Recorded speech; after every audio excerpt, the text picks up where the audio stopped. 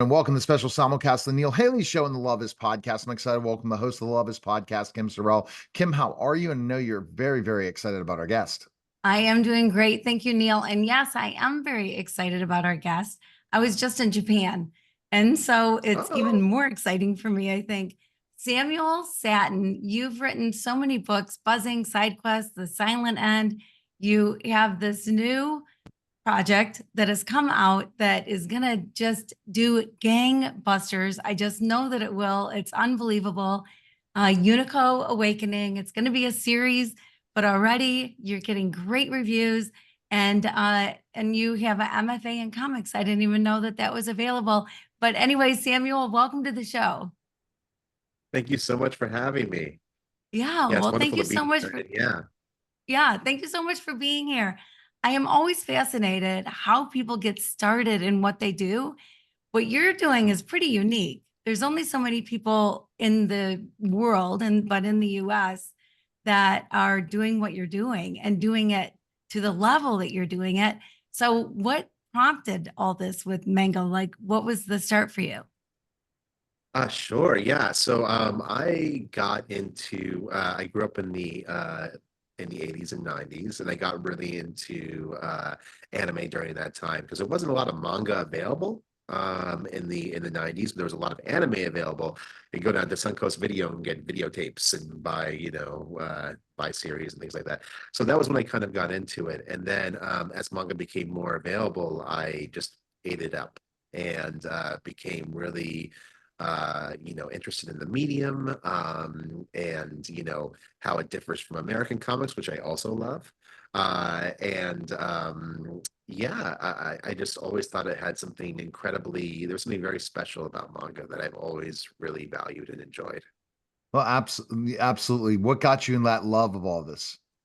Enjoying this? What's What that? what gate got you in love of all this? Enjoying all I think, well, um, yeah, I think it was basically the stories and the stories, the characters, and the art and the technique. There was just such a though manga is just the Japanese word for comics when you come down to it. So essentially it's the same thing. It's just comics, but with manga you have just some stylistic differences that are really that really stand out. First of all, a lot of it is in black and white on a grayscale. And so you have a lot of and the stories are really epic and they go for long periods of time, and there are stories of all different kinds. If you want a sports story or a adventure story or a story about cooking or whatever it happens to be, you can find it. And that's what I just really became. I really was just, I've just always been captivated by it and just and enjoyed it as a reader. Yeah, well, and I think that that's one big difference between comics that I grew up with the things that I grew up with, where the story would end. It'd be a day in the life of, but the story kind of ends. Where with manga, it goes on and on and on. It's like almost to be True. continued, right? It wraps up enough Yeah. of it that you're sort of satisfied, but you can't wait for the next. Well, right. And if you think about like, some of the big superhero books and stuff like that, and which is nothing wrong with those things, but you're right, they have more self-contained arcs and they jump from one to one.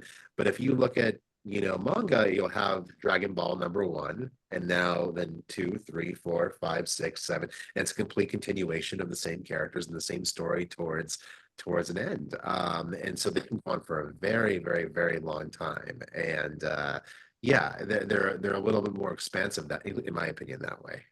no, absolutely. So talk about how you came up with the idea for this series. So for Unico, Okay. basically, I've just became a huge admirer of Osamu Tezuka, who is considered to be the god of manga in Japan and the creator of this character originally in 1976. And When I got the chance to pitch a story to pitch an idea to Tezuka Productions a few years ago, I completely jumped at the possibility to do so, and I decided to, I was looking at different characters, the different character reimaginations that I could pitch to them. And Unico just seemed to me such a fascinating character to work with and to tackle. And so I pitched to them, and to my great surprise and happiness, said yes.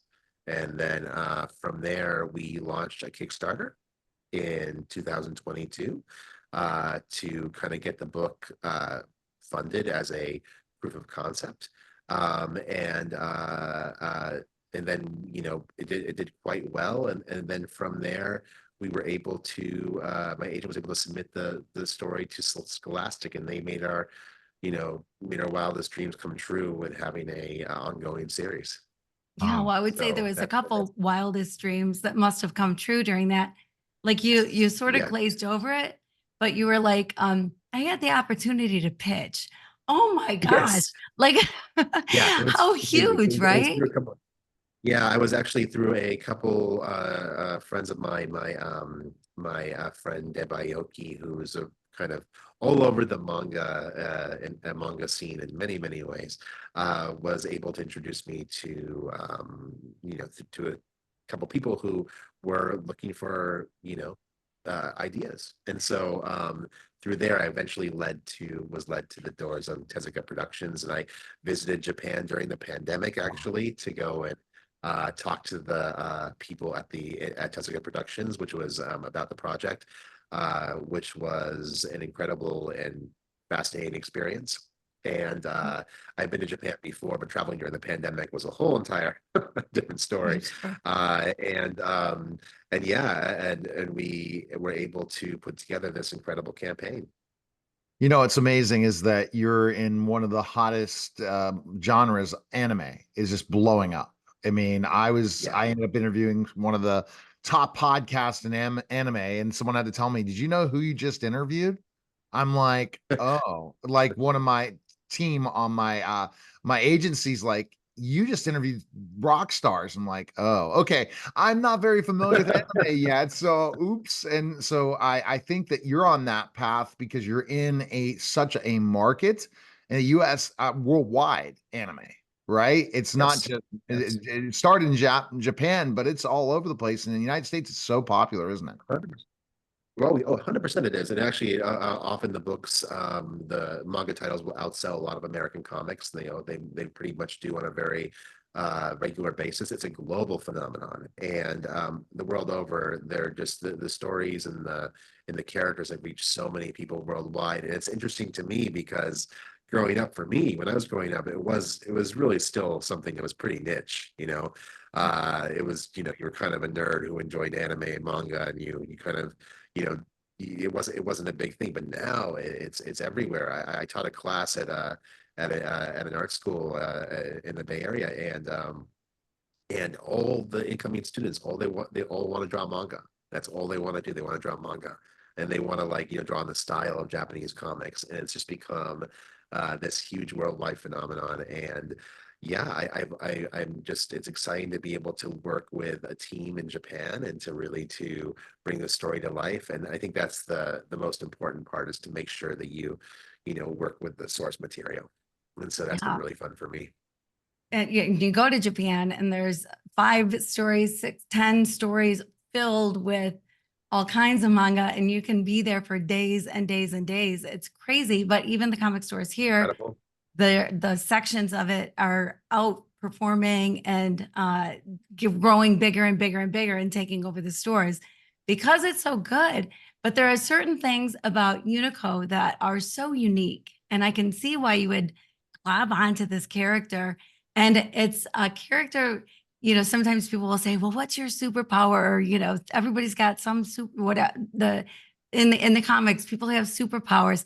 Well, to have a superpower that is to have a positive impact on human emotions, like that's Yes. the superpower to have, right? Yeah. Oh yeah, no, absolutely. You know, Unico's superpower, you know, is the ability to spread kindness and to inspire people, to spread, you know, love. And it's so much so that he draws the ire of a vengeful goddess, you know, so who tries to have him destroyed. And you know, throws everything she can at him to do so. And you know, as a result, he loses his memory, and he has to kind of travel through, try to regain his lost memories as he goes through his journeys. And Yeah, he's and and with along with his his powers, they manifest in really exciting ways as well. So he can fly, he can fight, he can do a lot of different things. But at the core of it all is just friendship and kindness and love. So yeah, that's his superpower. All right, so let's Yeah. talk about merch because you're showing me all this merch. What all the what? So did you think when you got this book deal that you get merch and everything involved in this? I expected none of this. I mean, yeah, I mean, first starting out at the very beginning, we thought we could, get people to really get into this character and to understand how, wonderful he could be for a new generation of readers. And then from there, we thought that, we get the book published and maybe, if we do well, maybe we can get a second book published, but we had no idea the scale of what would take place. And so now there are people that I know are actively working on merchandising plans. I'm not involved really as much with it in terms of just being pretty excited about to see everything. So that's kind of that's where I am on it. I'm like, I just can't wait. It's really Yeah, no it's going to be kidding. exciting to get. Yeah, Yeah, it's yeah. like the So sky's the limit. And to be yeah, involved with Scholastic, like Right. that's gigantic, right? yeah. Like how did that It's come huge. about? So that was after the Kickstarter. My agent ended up pitching out the book, and Scholastic was thought it was exactly what they were looking for, and they saw the exact same, honestly, the exact same vision that we did, which was so cool. We both kind of saw eye to eye in the whole entire thing, and how it could be kind of a gateway manga and also something that's kind of good for kids, younger kids, because one of the things about manga is it's incredible, but one of the things you hear from librarians and from a lot of parents is that their kid who's 8 or 9 years old will really want to get into manga and they'll bring home a more mature book like Attack on Titan or Demon Slayer or something like that. And it's more violent. It has suggestive themes. It's more for, a little bit of an older audience. But they're so drawn to the illustration style and to the way that it looks that they want it. So the idea with this is we can provide all the hallmarks of a manga and a good Oh, manga for kids to be able to dig into. that's right. So it's like to kind of a big adventure for kids to kind of go, get into without having to go to that next echelon quite yet. 100%. All right. So Kim, you have a love question you ask all our guests. So go ahead. I do. I do. I'll tell you, Samuel, I lived this year, I dedicated a year to figuring out the true meaning of love, which was Okay. quite an adventure, I have to say. And the things I discovered just blew my mind. And so I'm always curious, like with you, I imagine you as this kid drawing comics your whole life and looking at comics and doodling and drawing and your parents maybe going, can you make a living at this, buddy? Like, is this a thing? Sure. But you must have a deep love for it. And love must play some role in it all. And so I'm curious, where do you see love in your life and in what you do? Oh, wow. What a great question. I think that I happen to be in love with somebody who in my life who just makes everything better every single day. So that's part of it, I think. My wife and it's just wonderful. And then and I think that, yeah, when it comes to comics, I just think that the growing up with them, you kind of are convinced that it's kind of almost like a lot of people thought it was a trash medium, kind of like, oh, kind of throwaway, kind of garbage, not really that important. And I kind of realized how much that almost increased my love of comics, to make me feel like, this is something that this is important. This is an important thing this is an important medium. This is an important thing that people really need to understand and to love and to appreciate. And that for me is probably one of my uh, the way that I show my love in comics is just being like, this stuff is the real deal, and really it deserves its place among the stars. Mhm. Awesome. All right. Best place people can go buy the books and stuff. Where can they go? They can go anywhere. They can go. It's going to be all bookstores nationwide. You can purchase it online as well from retailers as bookshop.org, from, of course, Amazon, Barnes and Noble, all the different online retailers. And yeah, your local bookstore, comic book shop. You can stop by and grab it there. Most should be carrying it. And you can find me on social media at Samuel Sattin. It's both on X, Twitter, and Instagram, and all those different things. That's where you can find me. All right. Thanks, Samuel. We appreciate it. All right. That was a special Thank you so simulcast much. of the Neil Haley Show and the Love Is podcast, guys. Take care.